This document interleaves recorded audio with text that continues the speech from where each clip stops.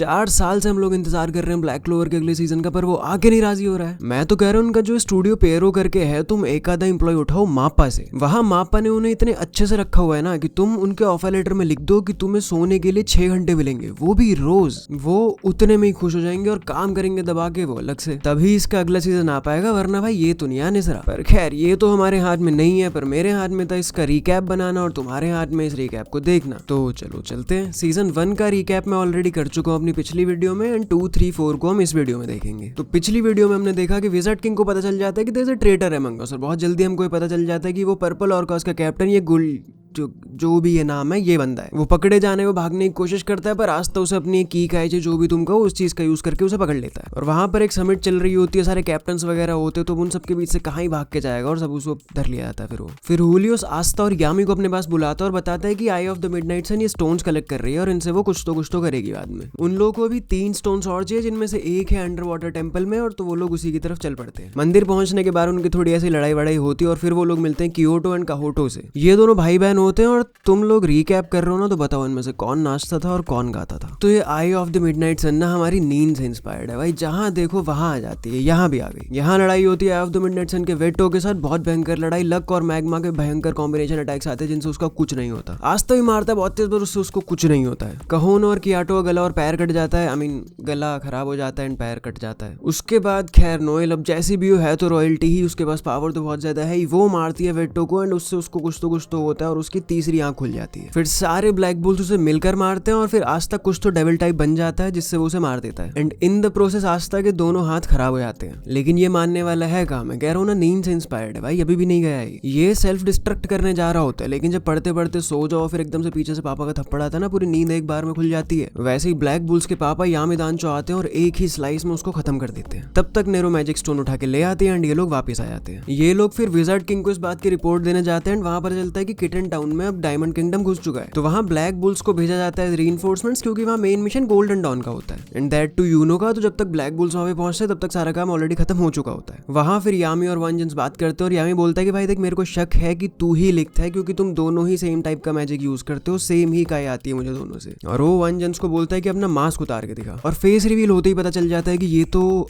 अलग है बहुत ज्यादा। वापिस आकर पहले तो यामी आस्था के हाथ ठीक करवाने के लिए उसको एकदम बेस्ट हीलर के पास लेकर जाता है, लेकिन वो बोलता है कि भाई इसके हाथ कर्ज हो चुके हैं और मैं अब इन्हें ठीक नहीं कर सकता। और ये बात ब्लैक बुल्स के बाकी मेंबर सुन लेते हैं और फिर वो लोग उसकी हेल्प करने के लिए अपना अपना सॉल्यूशन ढूंढने लग जाते हैं। और फिर उन्हें पता चलता है कि उन्हें विचेस फॉरेस्ट करके एक जगह है, वहां पर जाना पड़ेगा। वेनेसा इज अ विच जो उसी जगह को बिलोंग करती है, वो उसी का होमलैंड है, क्योंकि वो उस जगह को छोड़कर आई है तो अब उसको वहां पर एज फ्यूजिटिव ट्रीट करते हैं। बट स्टिल अब क्योंकि भाई आस्था को चोट लगी है तो वहां पर फिर भी जाती है हेल्प मांगने के लिए और ऑब्वियसली पिट जाती है। फिर ब्लैक बुल्स के कुछ और लोग भी वहां पर जाते हैं including Astha, and like always eye of the midnight sun यहाँ पर भी आ गई है। फिर नोएल पहली बार कुछ काम की चीज करती है, वो जाके विच क्वीन से डील करती है कि इन लोगों को हम भगा देंगे, बस बदले में तुम आस्था के हाथ ठीक कर देना। एंड विच क्वीन इस चीज के लिए एग्री कर जाती है क्योंकि उसका खुद का मोटिव कुछ और होता है। वो सोचती है कि वो आस्था का एंटी मैजिक चुरा लेगी। इस बार eye of the midnight sun is led by Fana and for some reason diamond kingdom के भी लोग वहां पर हैं। फिर थोड़ी लड़ाई वड़ाई होती है और पता चलता है कि फाना और मार्स एक ही जगह से थे, वो बचपन के दोस्त हैं और दोनों ने सेम ट्रॉमा झेला है। थोड़ी बैक स्टोरी बताते हैं और उसके अकॉर्डिंग मार्स ने बचपन में फाना को मार दिया था। एंड ये सब कुछ सुन के फाना थोड़ी बरसर्क हो जाती है, लेकिन फिर मार्स उसे शांत कर देता है ऑब्वियसली टॉक नो जुत्सु यूज करके। लेकिन उतने में डायमंड किंगडम का एक और बंदा आता है और वो फाना को एब्जॉर्ब कर लेता है। फाना फना हो गई।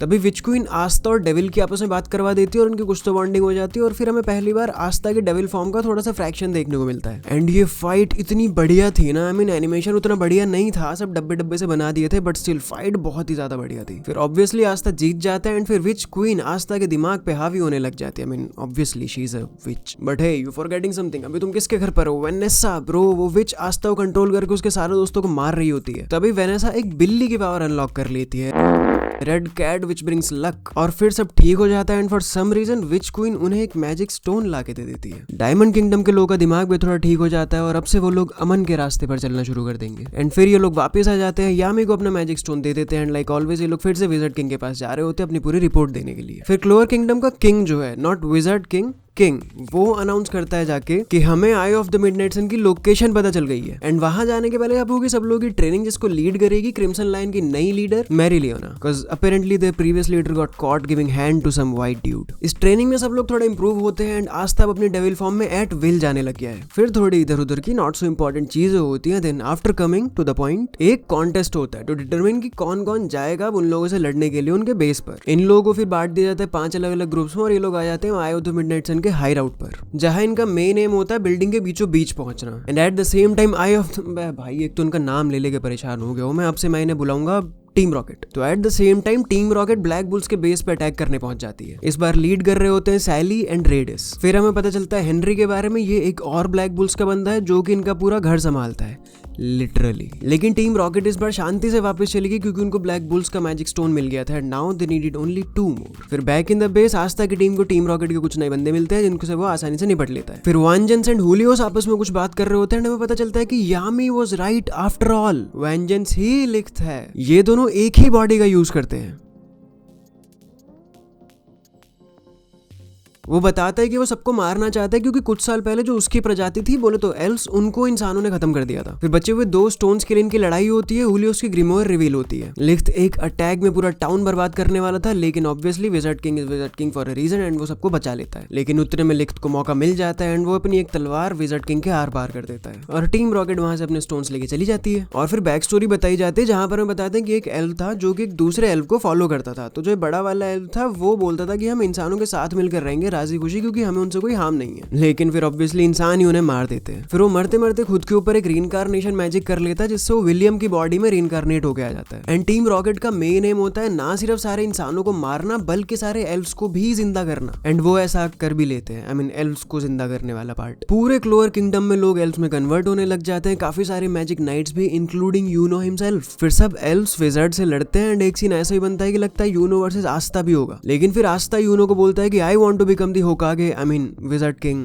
पोटैटो, जिससे यूनो जाग जाता है। काइंड ऑफ कोतो मात्सुकामे वाला काम करते हैं यहाँ पे। यूनो ऑलरेडी इतना पावरफुल था और अब उसके पास एल्व्स वाली पावर्स भी हैं। फिर ये दोनों मिलकर सबका भूत बनाते हैं। भयंकर लड़ाई होती है। लिख्त के साथ भी इनकी लड़ाई होती है एंड ऑब्वियसली वो उसको तो नहीं हरा पाते हैं, बट इन द प्रोसेस आस्था लिख्त की तलवार ले लेता है एंड उस तलवार से वो रीइंकार्नेशन मैजिक को नलिफाई कर सकता है। तो सारे एल्व्स को वापस से नॉर्मल इंसान या विजार्ड में कन्वर्ट कर सकता है। 3 बंदे जिन्हें लिख्त ने शहीद कर दिया था वो लोग सेल्फ रिजरेक्ट हो जाते हैं और ब्लैक बुल्स ज्वाइन कर लेते हैं। लिख्त बताते हैं कि अब उन लोगों को एक आखिरी स्टोन और चाहिए जो कि यूनो का पेंडेंट होता है। अगर वो मिल गया तो फिर उनका मिशन कंप्लीट। फिर टॉप 10 एल्व्स मिलकर कुछ तो जादू करते हैं जिससे कई साल पहले क्लोवर किंगडम के नीचे एक अंडरवर्ल्ड है जिसको सील कर दिया गया था, वहां पर जाने का एक पोर्टल खुल जाता है। एल्व्स के साथ साथ यामी, आस्था, यूनो, मिमोसा, नोएल और सिल्वर्स के कुछ बंदे, कैप्टन जैक, ये सारे बंदे उनके पीछे पीछे वहां पर चले जाते हैं। वो लोग एक कैसल जैसी जगह पर पहुंच जाते हैं। खूब लड़ाइयां चल रही होती है यहाँ वहां। तभी यूनो का पेंडेंट उसे एक जगह पर लेके जा रहा होता है। वो उसको फॉलो करते करते एक रूम में पहुंच जाता है जहां पर वहां पे काफी सारे एल्व्स होते हैं। यूनो उन लोगों को एक अच्छी टक्कर देता है, बट देन अगेन इतने सारे लोगों को अकेला तो कैसे ही हराएगा वो। एंड वो अपना पेंडेंट उनको दे देता है, मतलब मोर लाइक वो लोग ले लेते हैं। जब फाइनल स्टोन को वो लोग अपनी जगह पे लगा देते हैं तब हमें पता चलता है कि रॉन द एल्व उसको किसी और डेविल ने पोजेस कर रखा था जिसका नाम था जैग्रेड। और इसका मैजिक इतना सही होता है कि मतलब वो जो बोलता है वही हो जाता है। हाँ जी हाँ जी हाँ जी, सही जगह पहुंचो तुम भी।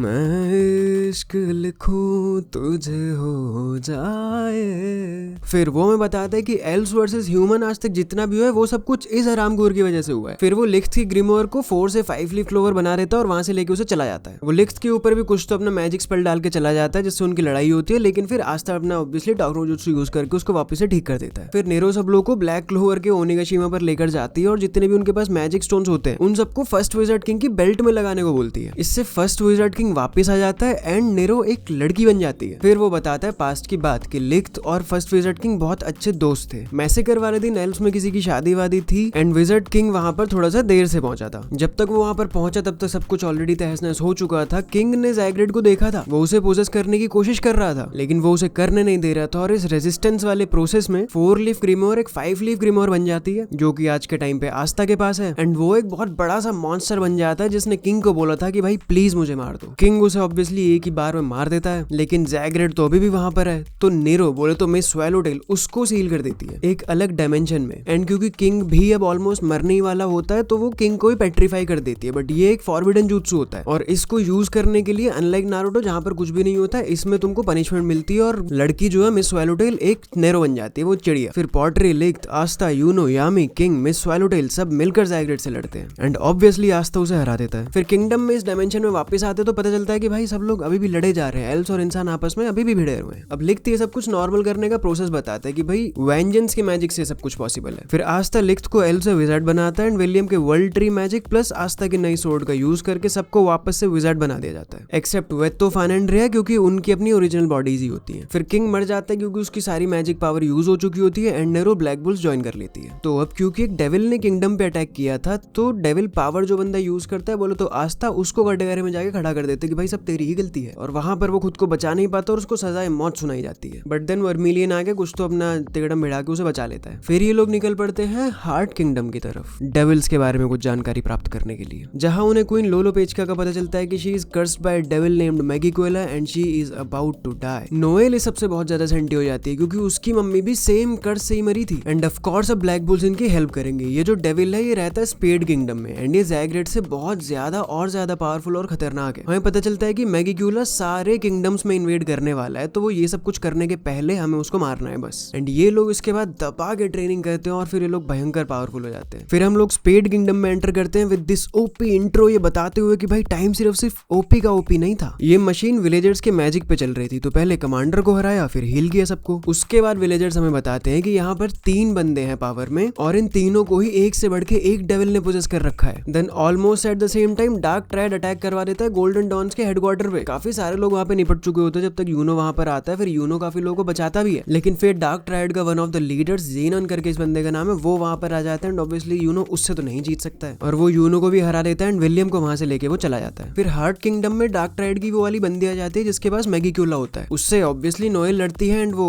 ऑब्वियसली उसका कुछ नहीं कर पाती। और फिर जो डार्क ट्रायड का तीसरा बंदा होता है डांटे, वो आ जाता है ब्लैक बुल्स के बेस पे। यहाँ क्योंकि यामी भी नहीं होता तो उससे ऑब्वियसली आस्था ही लड़ रहा होता है, थोड़ा बहुत मारता है उसे बट मोस्टली पीट ही रहा होता है। तब तक यामी वहां जाता है। फिर डांटे में बताता है कि डार्क ट्रायड का असली मोटिव क्या है। अब क्योंकि वो लोग डेविल्स हैं तो ऑफकोर्स उनको अंडरवर्ल्ड का रास्ता चाहिए और जहां पर जाने के लिए उनको विलियम का वर्ल्ड ट्री मैजिक चाहिए एंड यामी का डार्क मैजिक चाहिए। इन दोनों की पावर्स को कंबाइन करके वो लोग एक कोई और से ट्री ऑफ क्लिफ करके कुछ खोल लेंगे और उससे सारे डेविल्स वो लोग वापस अर्थ पे लाएंगे। फिर होती है लड़ाई आस्था एंड यामी वर्सेस दांते। आस्था अपने डेविल से एक डील कर लेता है कि डेविल उसको अपनी थोड़ी सी पावर दे देगा, बदले में आस्था का एक बॉडी पार्ट अब उस डेविल का हो जाएगा। तो ये दोनों मिलकर अब डांटे को तो हरा देते हैं लेकिन उतने में जीनन वहां पर आ जाता है एंड वो यामी को कैप्चर करके ले जाता है। फिर नोएल को दिखाते हैं कि वो भी एल्व्स के पास है और वो वहीं पर ही रहेगी, वहीं पर ही ट्रेन करेगी। एंड फॉर सम रीजन यामी की एक कटाना अब आस्था के पास है। फिर हमारा इंट्रो होता है ब्लैक बुल्स के एक और मेंबर से, नॉक्ट करके नाम है इसका। तो कैसे कैसे नाम रखे हुए यार इन लोगों ने, गला दर्द हो जाता है इनका नाम लेते लेते। This knocked person is the vice president of black bulls and he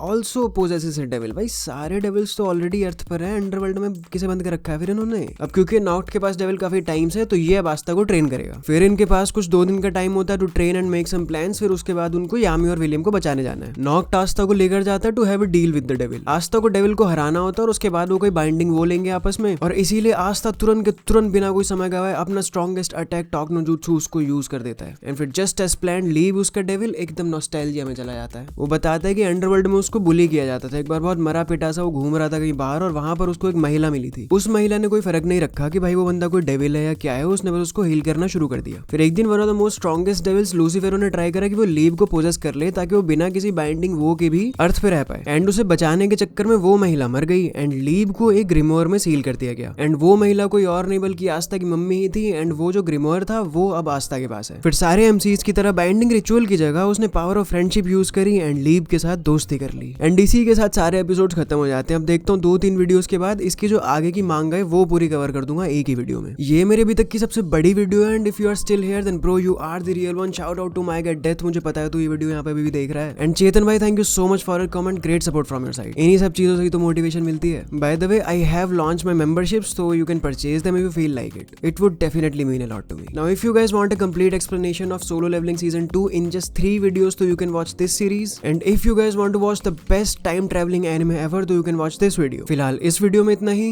bye bye.